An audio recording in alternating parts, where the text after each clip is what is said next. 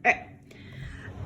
Right now, I'm going to teach you how to solve multiplication and division equations without using a model. So, a multiplication equation shows a variable multiplied by a number. So, this would be a variable multiplied by a number.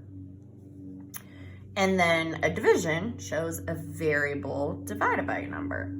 So to solve, let's say we're going to solve a multiplication equation, then you would use the division property of equality.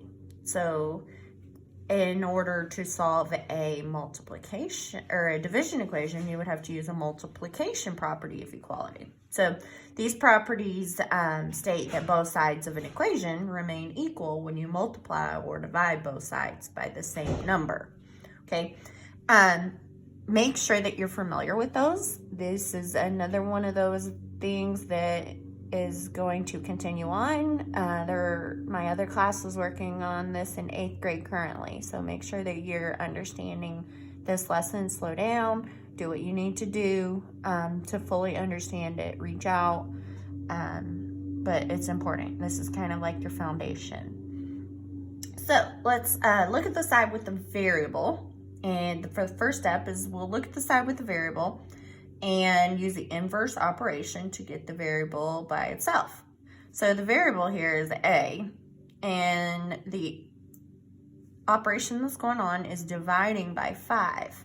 So in order to do the inverse of dividing by 5, you would multiply it by 5. So the opposite of dividing 5 is multiplying 5. And I just kind of put it up here. That means multiplying 5. So if you multiply 5 from one side to get the variable to stand by itself, you have to do the same here. All right, then you're going to simplify both sides of the equation. So 5a divided by 5 would just be, I mark them out because it's just 1. So it would just be 1a equals 6 times 5 is 30. And that's it. A is 30. So you can plug it in. You could say 30 for A divided by 5 equals 6. And it checks out. Okay. So this one, you're multiplying. So you're going to use the inverse of multiplication, which is division. So I just go underneath and I'd say 2 and a half. So I'm multiplying 2 and a half, but in order for it to just be 1, you would go ahead and do the inverse, which is divide 2 and a half. If you do it from one side, you have to do it from the other.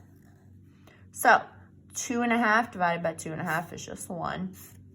So then I'm left with x equals, and then you would say 10 divided by 2 and a half is 4. So then you can plug it in if you choose. 2 and a half times 4 equals 10. So that's correct. So all you're doing is the opposite of what's going on with the variable. And then if you do it to one side, you have to balance it out and do it to the other side.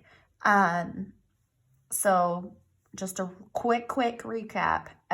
This was divided by 5. So to get the variable to stand alone, you had to multiply both sides by 5.